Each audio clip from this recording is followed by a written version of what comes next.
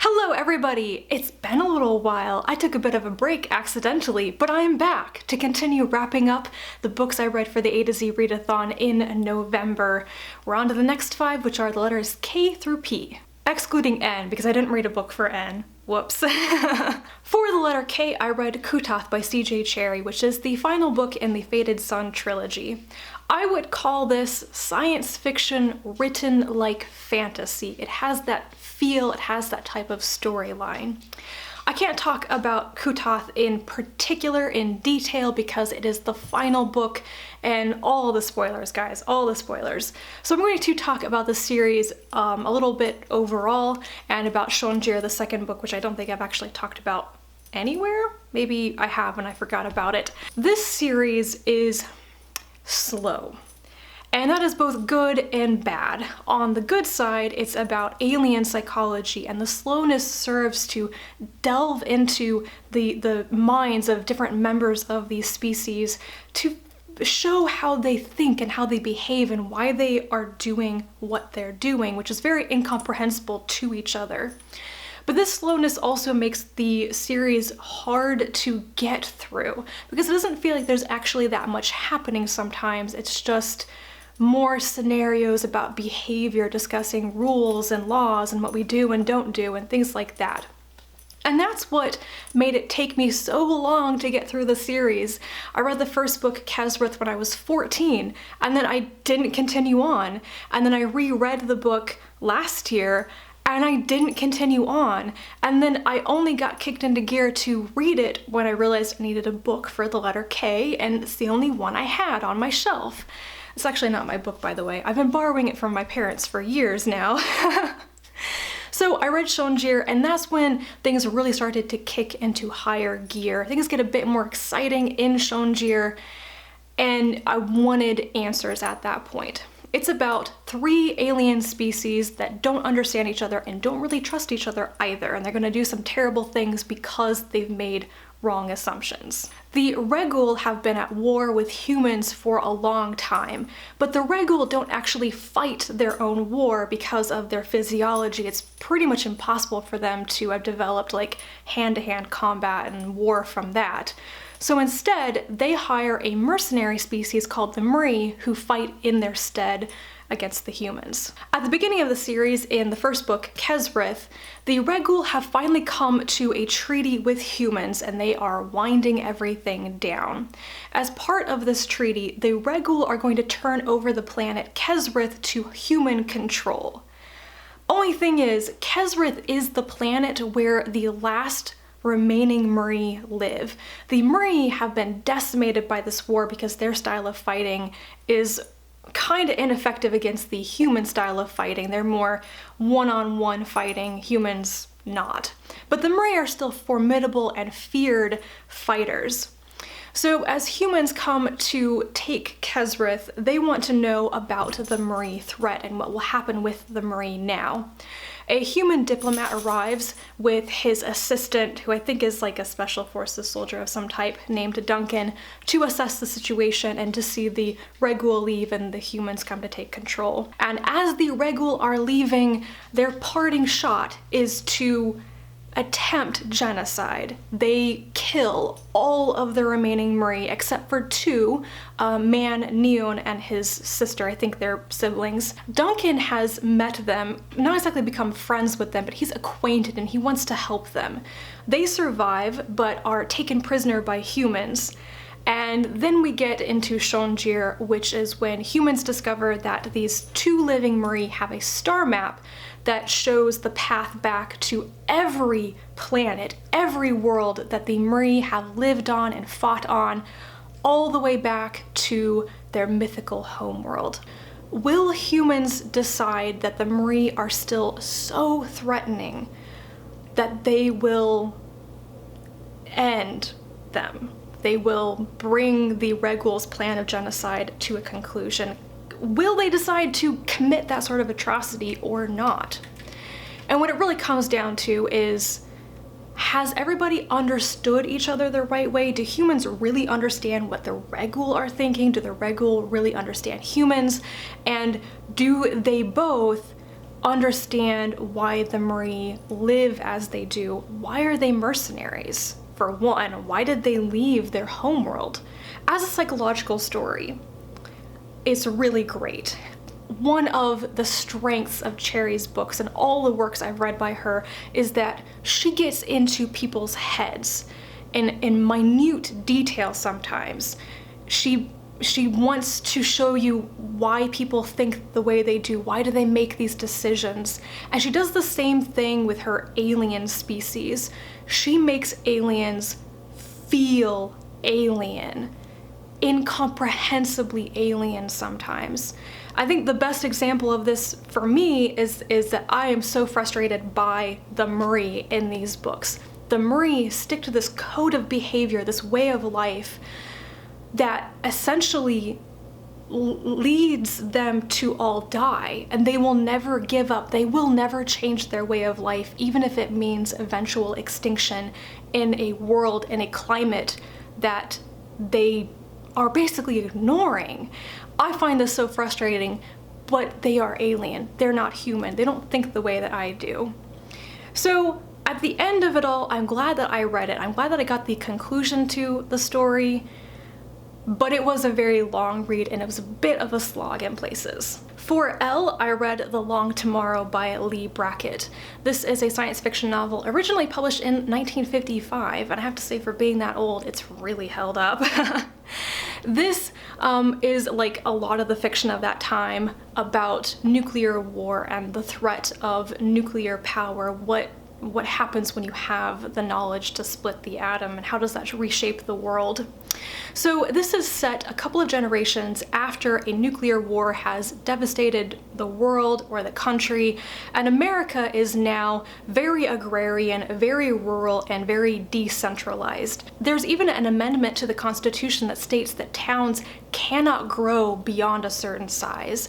And the point of this is to dismantle cities so that they don't become centers of learning and advancement in sciences, because they want to prevent people from asking too many questions and reinventing nuclear power, rediscovering that science and doing terrible things with it again. It's all about preventing another nuclear war. The story is about two young boys who are cousins. They live in essentially a Mennonite community, and they've reached that age when they're beginning to ask inconvenient, difficult questions about the world.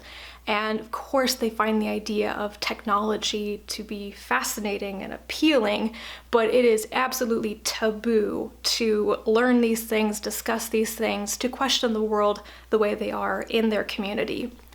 They eventually end up running away to escape being punished in search of a mythical, possibly mythical town called Barterstown. There are places like Barterstown that are rumored to have been established by scientists or to have taken scientists in and to still keep alive technologies like electricity or maybe even nuclear technology. And the boys want to find Barterstown because they think they'll find answers there, because they think they'll have the freedom to question there. Only thing is, Barterstown may not exist the way that they think it does, and even if they do find it, it may still challenge them a bit too much. I like the story, I like what it's trying to do. I do think that despite the iffy bits about surviving nuclear war and the world being so peaceful and unravaged, it has held up quite a bit over time. It's a kind of a classic storyline. Young boys going on an adventure to discover something, questioning the world, that will last for a very long time. I just didn't completely love it for some reason, but don't let that dissuade you if you want to read something by Leigh Brackett or some 1950s science fiction. Next, I read Mansfield Park by Jane Austen, my last Austen novel. There's a reason why I saved this one for last. I think the general consensus is that it is not people's favorite Austen novel, and that it is definitely not people's favorite Austen heroine. The main character, Fanny Price, has, I think, long been called a Mary Sue. She's sweet and gentle and submissive and morally upright, and she does all the right things, and she's the only person not to blame, and la-di-da-da, you know? My real problem with the book actually is that it's quite long, and most of the exciting, tragic, motivating things happen in like the very last chapter, and so I was wading through a lot of social stuff that I wasn't as interested in. I kind of knew what was going to happen, so I kept waiting for the other shoe to drop, and it just didn't and didn't and didn't. Ugh. The story is about Fanny Price, who is taken in by her rich aunt and uncle when she is very young to lessen the financial burden on her parents, who are poor and have a lot of children. So she is raised in wealth with education, but constantly reminded that she is inferior and that she should be always grateful and humble for what her relatives have deigned to give her. Basically, she's just told constantly to never get above what her real station is in life. When Fanny is older, a brother and sister move into the neighborhood. They are like wild children, not the best morally speaking, and they are going to rip through society. Fanny pretty much sees them for what they are immediately. She just wants some distance. She doesn't want to be socially close to them that much, but can't really say why because everybody around her loves them. Her cousin Edmund falls in love with the woman, and then the brother basically makes a point of trying to get Fanny to fall in love with him, including proposing to her, and she turns him down, rightfully so, and then everyone blames her. It's a mess. But what it comes down to is Fanny was right all along. She has the morals and the standards, and she sticks to them when the rest of her family gets blinded and things fall apart because of that. And I think Edmund has a line in the story which is basically the only person not at fault for any of this is Fanny. That is the story. That is what's going on. I actually liked that one strength of Fanny's, which is to stick to her principles. She is very soft and submissive, and it takes a lot for her to even backtalk a little bit, to defend herself a little bit, and she's usually not thanked for it. But I think that was her one strength, and for a story that's probably about morals, that's good.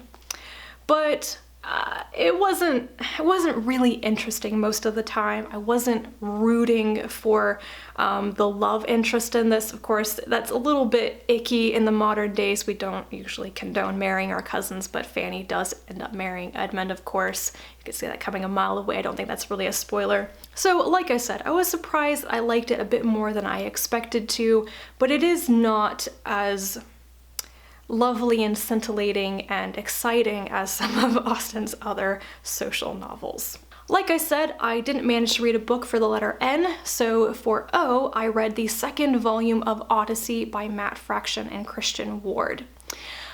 This series is like a high-concept, gender-flipped retelling of the Odyssey, where all the men are women and most of the women become men.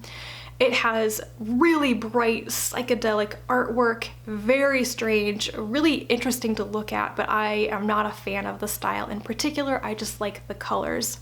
And I love the way that it's written, which is in this epic poetry style, like all the dialogue. It's dense and a bit hard to figure out, but I think it's really cool. This second volume, I did not enjoy it as much as the first one. It had all the things that I still liked, but the topic of it was rape and rape culture, and the comic is already kind of explicit and graphic, and I was just really uncomfortable reading it. For whatever reason, it's not like I'm new to this topic, but I didn't enjoy it like I enjoyed the first volume. I don't think this is the end. I think that it might be coming back and there might eventually be a third volume, and I will definitely continue reading because I think it's just the particular topic of the second volume that I didn't like as much. For the letter P, I read The Phoenix in the Mirror by Avram Davidson. I didn't like this book very much. It was originally published in 1966, and I gather that it's either the first or the most well-known book in a series about this character. It imagines that Virgil, the poet, the author of the Aeneid, was really a mage and did wizardly things. So in this book, Virgil stumbles into the arms of Cornelia, a lady who wants him to make a magic mirror, what's called a virgin speculum, in order to find her kidnapped daughter. Only she doesn't wait to find out whether he'll actually do this or not. She just steals an essential part of his spirit, his manhood, and wants to force him to do it, even though he was going to agree anyway. And in case you're wondering, because I wondered this too, like if it was being super euphemistic or not, she doesn't actually steal his penis. She steals that part of him that makes him want to use it. Yeah. So most of this book is Virgil's quest to find the materials he needs in an unworked virgin state to make the magic mirror. It's a very difficult process, and it involves not processing things as much as possible. You know, we're trying to maintain the virgin unworked state. This is boring, frankly. A quest storyline where we're trying to gather certain objects, that should be cool, but I felt like it was pretty drawn out, and maybe a good third of the book, of an already short book, is devoted to him getting his hands on a specific type of ore, like just one thing. I mean, he runs into a mad king or two, but really it's a sea voyage and nothing really exciting happens, and I was bored. And on top of being bored, I didn't feel like there was really that much happening in the story. In fact, I felt like it was spending far, far more time on building atmosphere and describing the environment, and these long speeches by people trying to like screaming, we're being archaic on purpose, instead of actually telling the story. I found this very frustrating, and perhaps I noticed this and I'm picking on it because I was bored by other aspects of the book, but I just didn't enjoy it that much. The idea of it when I bought the book sounded very interesting, and I think the cover of it is really cool, but I don't think I'll be seeking out any more books about Virgil the Mage. And that is it for this installment of my A to Z Readathon wrap-up. If you've read any of these books and you want to talk about them, please leave me a comment down below. And thank you for sticking with me through this extended period of reviewing things I read a month ago. And I will talk to you again soon. And until then, bye.